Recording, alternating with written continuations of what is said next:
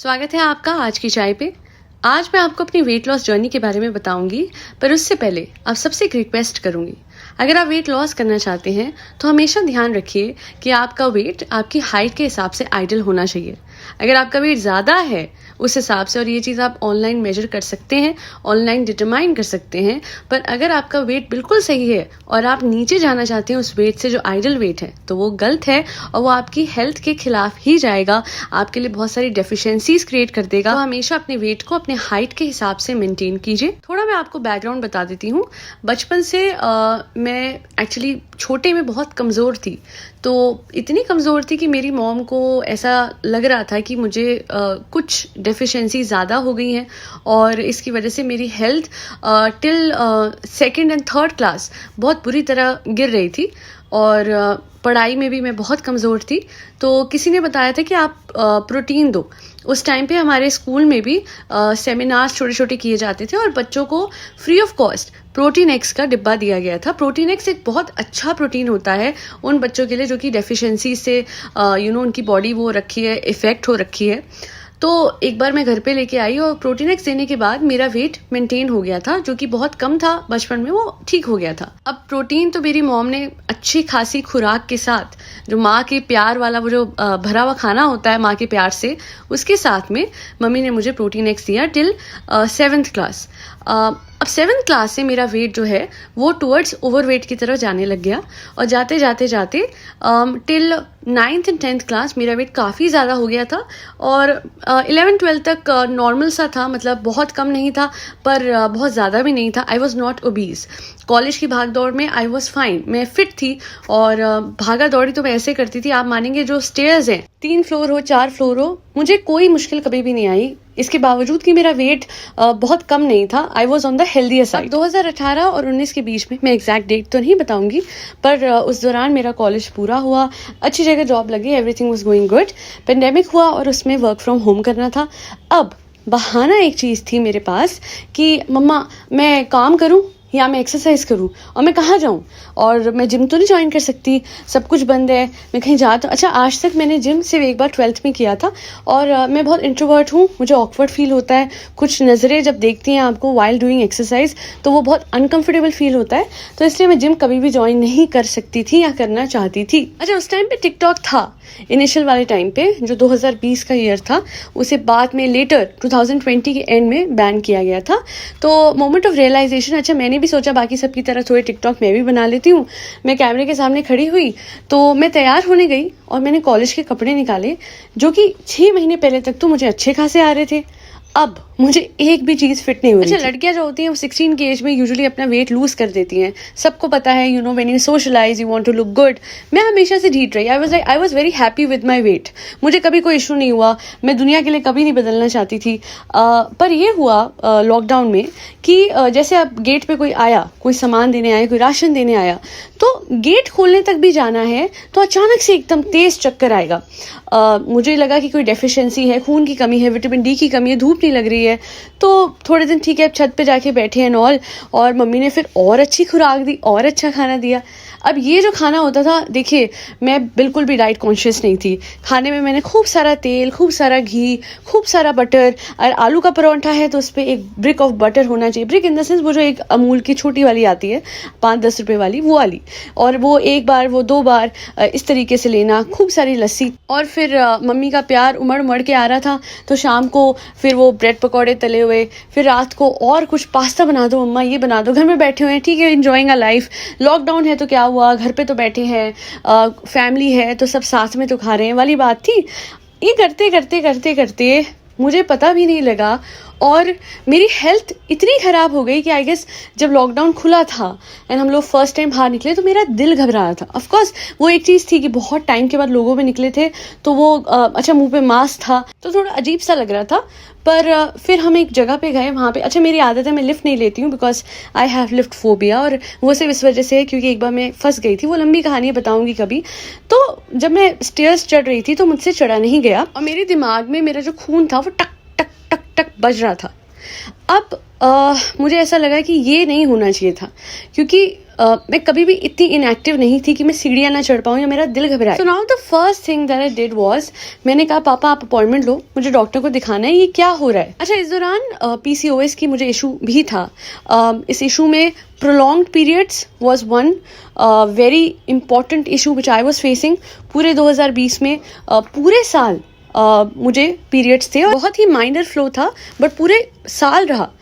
इसके बावजूद भी कि मैंने 2 गायनेकोलॉजिस्ट को दिखा लिया था, समझ नहीं आ रहा था। और एक गायनेकोलॉजिस्ट तो हमारी महान, मैं उनका नाम नहीं बताना चाहती, बट कभी वक्त आया तो मैं उनको सू ज़रूर करना चाहूँगी। उन्होंने बिना मेरे डायग्नोसिस के, बिना मेरे रिपोर्ट्स आए, बिना उसको असेस करे मुझे कहा कि फ़िलहाल तुम मेटाफॉर्मिन ले लो। अब वो होती है फॉर टाइप 2 डायबिटीज, तो वो तो मैंने ले ली और उन्होंने कहा था जब तक रिपोर्ट आए तो तब तक आप ये लेना। अच्छा, रिपोर्ट आई मेरी आई गेस मंडे या ट्यूसडे तक, और बीच में फ्राइडे सैटरडे संडे मैंने वो ली, और संडे तक मेरी हालत ये थी कि मैं बेहोश होके गिर रही थी। मैंने उनको कॉल करा कि डॉक्टर ऐसे ऐसे ना मुझे बेहोशी आ रही है, तो मैं क्या करूं। तो कहती तुमने क्या दवाई ली है। मैंने कहा मैंने मेटाफॉर्मिन ली जो आपने कहा था। अरे तुमने वो, अब तुम आओ मेरे पास आओ। तो मैंने कहा आपका क्लिनिक दूर है, मैं एकदम अभी नहीं आ सकती हूँ, आप मुझे बताइए मैं क्या करूँ, मुझे कुछ होगा तो नहीं। तो मुझे कहती है आगे से, मुझे क्या पता, हो जाएगा तो मैं क्या करूं, मर जाओगी तो मैं क्या करूं। ये उनके शब्द थे एज इट इज। और ये कोई ऐसी वैसी नहीं थी, ये बहुत एक्सपीरियंस्ड गायनेकोलॉजिस्ट थी। और उस रात को मुझे याद है एक केमिस्ट था हमारे घर के पास, उसको मेरी मॉम ने कॉल किया था और फिर उससे पूछा था, तो उसने बताया था कि जल्दी से आप कुछ मीठा खा लो, ये जो दवाई होती है इससे शुगर बहुत लो होती है। ये तो एक थी, दूसरी तो इतना जाना माना नाम थी गायनेकोलॉजिस्ट, वो इतनी बड़ी थी, इतने बड़े लोगों को देखती थी, उनको भी कुछ ढंग से समझ नहीं आया। उन्होंने मुझे एज यूजुअल जो हम अपने पीरियड्स में दवाई लेते हैं to reduce the blood flow in heavy periods, उन्होंने मुझे वही दी। और वो चीज़ मैं ऑलरेडी पूरा साल ले रही थी बिकॉज मेरी PCOS का इशू ठीक नहीं हो रहा था, कोई भी समझ नहीं पा रहा था। वो बहुत बड़ी उम्र की थी, वरना मैं सच बोलूं तो ऐसी गायनेकोलॉजिस्ट से लाइसेंस ले लेना चाहिए, बिकॉज उनको ये भी ध्यान नहीं आया कि जो दवाई उन्होंने मुझे कही है कि महीनों तक लेते रहो जब तक ब्लड फ्लो ना रुके, अगर उसे 3 दिन से ज़्यादा अगर हम पीरियड्स में लेते हैं तो हमारे बॉडी में क्लॉट्स जो है वो फॉर्म हो सकते हैं, हार्ट अटैक तक आ सकता है। ऐसी दवाई को पूरे साल के लिए प्रिस्क्राइब करना जब तक ब्लड फ्लो ना रुके नहीं, मतलब आप जो मेन कॉज है, मेन इशू है वो ठीक नहीं कर रहे हैं। आप ये नहीं देख रहे हैं कि PCOS है, हार्मोनल डिसबैलेंस है, वो क्यों है, क्या थायराइड का इशू है या वो क्यों है। ये सारी बातें मुझे बाद में समझ में आई। नाउ मेरी रिपोर्ट्स आई। अच्छा, हम जनरल फिजिशियन जो होते हैं उन पे गए, उन्होंने मेरी रिपोर्ट्स देखी, तो जो पूरी रिपोर्ट्स थी उसके अंदर क्योंकि गायनेकोलॉजिस्ट को दिखा दिखा के मैं थक चुकी थी, मेरा वेट भी कोई कंट्रोल नहीं हो रहा था, तो जनरल फिजिशियन ने बताया कि आपके लिपिड प्रोफाइल यानी कोलेस्ट्रॉल लेवल आपका बहुत हाई है, इस वजह से आपको ये जो प्रॉब्लम आ रही है चलने में, सीढ़ी उतरने चढ़ने में, ये सब कुछ जो प्रॉब्लम है ये अल्टीमेटली आपका जो हार्ट है वो आपको बता रहा है कि अब वो थक चुका है इतने सारे कोलेस्ट्रॉल को प्रोसेस कर करके। मैंने अपने डॉक्टर से कहा था कि मैं तो वेजिटेरियन हूँ, तो मैं तो सिर्फ पनीर खाती हूँ। तो मुझे डॉक्टर ने बहुत अच्छी बात कही थी कि गाड़ी में पेट्रोल फुल है, अभी भी पेट्रोल डालना है आपको। ये बात बड़ी दिल पे लगी थी, पर बहुत अच्छी बात बोली। और उसके बाद मैं घर आई और मैंने चीज़ें अपने हाथ में ली, मैंने बहुत सारी रिसर्च करी। अच्छा, ये जो सारी रिपोर्ट्स थी इसके साथ में बहुत सारी मेडिसिन मेरे डॉक्टर ने प्रिस्क्राइब करी थी, जिसमें कोलेस्ट्रॉल कंट्रोल की एक थी। जब मैं वो लेती थी तो मुझे ये होता था कि मेरे फादर भी वो ले रहे। देखिए, उनकी एज बहुत ज़्यादा है, मेरी एज बहुत छोटी है। बचपन से ना मेरी एक आदत रही है अपनी मॉम को देख के, मेरी मॉम ने भी हमेशा दवाइयों पे विश्वास उतना नहीं रखा, बिकॉज दवाइयों से हेयर फॉल, दवाइयों से बॉडी की जो स्टेट है वो बहुत ख़राब होती है। और इतनी छोटी उम्र में कोलेस्ट्रॉल की दवाई लेना मुझे गुजारा नहीं था, मैंने ली। मैं सच बोलूँगी कि मैंने ली बिकॉज इनिशियली लेना ज़रूरी था, कोलेस्ट्रॉल लेवल बहुत हाई आया था। बट मैंने अपने आप रिसर्च करा, समझा कि कैसे कोलेस्ट्रॉल को कम किया जा सकता है, कैसे अपने लाइफ को बैलेंस किया जा सकता है, कैसे PCOS को ठीक किया जा सकता है लाइफस्टाइल चेंजेस करके। और अब मैं आपको बताती हूँ कि मैंने क्या करा एक एक करके। सबसे पहले तो मेरा जो एक बिल्कुल ही सेडेंट्री लाइफस्टाइल था, एक स्टैग्नेंट पानी, जो ठहरा हुआ पानी होता है उसमें ना कीड़े पड़ जाते हैं, तो हमारी बॉडी भी बिल्कुल वैसी होती है। और ऊपर से ठहरे हुए बॉडी में जो बैठी हुई है, वर्क फ्रॉम होम बॉडी कर रही है, उस बॉडी में आप लगातार जंक फूड डाल रहे हो, तो आपका क्या बनेगा। एग्जैक्टली मेरे साथ वही हो रहा था। और होते होते अब मैं समझ गई थी कि मुझे ऑयल, घी, बटर ये अपनी डाइट में से निकाल देना है। आसान नहीं था, पर मेरे लिए प्रभु ने आसान किया, ऊपर वाले का बहुत बड़ा हाथ था।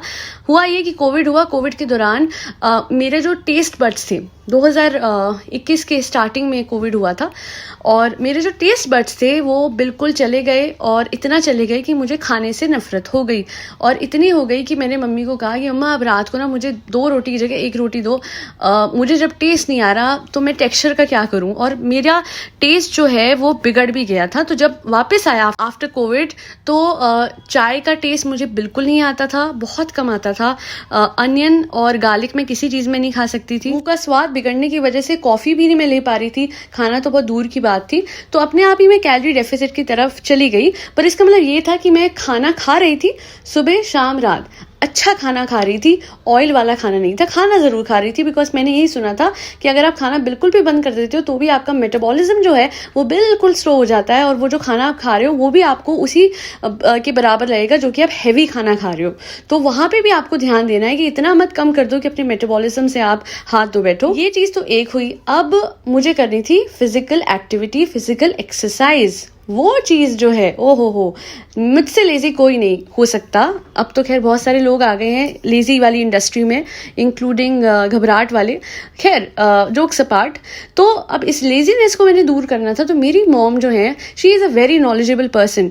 अगर किसी को कोई भी इशू होता है, चाहे हमारे मेरे फादर के फ्रेंड सर्कल में, मेरी मॉम के फ्रेंड सर्कल में, हमारी पूरी फैमिली में मेरी मदर हैं जो कि उसका सोल्यूशन दे सकती हैं, मैं लिख के दे सकती हूँ। तो उन्होंने मुझे बताया, मेरी मॉम ने बताया कि kaizen technique is very important, you can follow that. अच्छा, मेरी मॉम मेरे पे कुछ थोपती नहीं है, मुझे कभी भी किसी चीज़ के लिए मजबूर नहीं करती, वो उनकी सबसे अच्छी चीज़ है। और जब वो ऐसे करती हैं तो मैं एक बार आगे बढ़ के उस चीज़ के बारे में सोचती हूँ। काइज़न टेक्निक इज़ कि आप थोड़ा थोड़ा करके कोई चीज़ शुरू करो तो एक दिन आप उसे फुल फ्लेजेडली करने लगेंगे। और ये मैंने अपने लास्ट वाले पॉडकास्ट में भी बताई है, जिसमें मैंने बताया कि कैसे मैंने अपनी मेंटल हेल्थ ठीक करी थी यूजिंग काइज़न। तो क्योंकि मैं बिल्कुल भी कोई वर्कआउट नहीं करती थी, तो इसलिए मैंने ऑन द स्पॉट वॉकिंग से शुरू करा।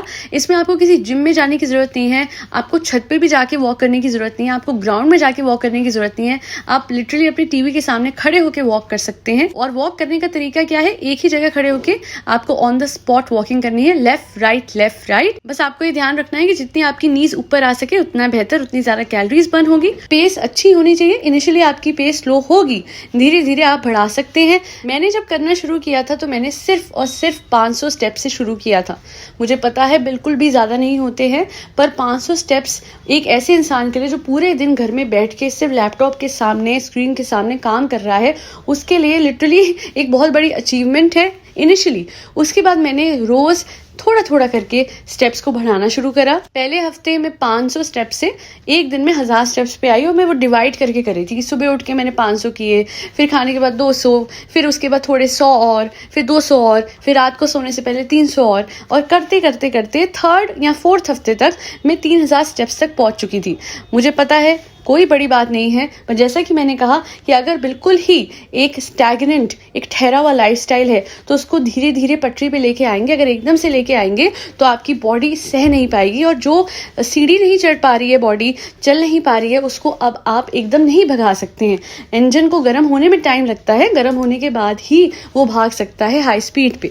इसके साथ साथ देखिए, मैंने आपको बताया मैंने डाइट अब ठीक कर ली थी। अच्छा, अब आगे बढ़ते हुए पीसीओएस के जो पेशेंट्स हैं उनको पता है कि लाइफस्टाइल चेंज बहुत ज़रूरी होते हैं, और इसलिए आपको टाइम से सोना, टाइम से उठना करना ही होता है अपनी लाइफ में। नहीं तो आपकी बॉडी की जो साइकिल है, स्पेसिफिकली फीमेल बॉडी जो होती है, उसकी साइकिल डिस्टर्ब हो जाती है। अगर आप टाइम से नहीं सोएंगे, टाइम से नहीं उठेंगे, तो आपकी बॉडी का जो ओवरऑल एक फंक्शनैलिटी है वो बहुत डिस्टर्ब हो जाता है, और इस वजह से पीसीओएस का जो इशू है, हार्मोनल इशू, हार्मोनल डिसबैलेंस, ये सब कुछ आप फेस करते हो। तो ये कॉन्ट्रीब्यूटिंग फैक्टर होता है। अब कुछ लोग मुझसे पूछते हैं कि आप कैसे टाइम से उठ जाते हो, टाइम से। ये होता है अपनी बॉडी को ट्रेन करना। आपको कॉन्शियसली एफर्ट लेने पड़ेंगे। अगर आप अपनी बॉडी को बिल्कुल छोड़ चुके हैं, जैसे मैं एक टाइम पे बिल्कुल छोड़ चुकी थी, लेजी थी अपना। अच्छा, रात को बड़ी शांति होती है, बैठ के लैपटॉप पे बड़े आराम से काम हो जाता है। सुबह उठो आराम से 11:30-12 बजे, उसके बाद फिर पूरे दिन खाते रहो, फिर हल्का हल्का काम करो, क्योंकि रात को बैठ के तो काम करना है, इसकी वजह से साइकिल खराब हो जाती है। आपको ये करना आगे की पॉडकास्ट आप जाके कमेंट सेक्शन में जो मैंने पार्ट 2 दिया हुआ है वहाँ जाके सुन सकते हैं। मैंने इस पॉडकास्ट को 2 हिस्सों में डिवाइड कर दिया था आप लोगों की कन्वीनियंस के लिए। बहुत लंबी हो रही थी, इससे मैंने कहा शायद एक बार में आप ना सुन पाए, तो आप दूसरा हिस्सा जो है जब आपको वक्त मिले आप जाके अभी चाहें तो अभी जाके सुन सकते हैं मेरी इस वेट लॉस जर्नी को। Thank you so much for watching. Do like share and subscribe to Aaj Ki Chai. Thank you so much for tuning in to Aaj Ki चाय पॉडकास्ट।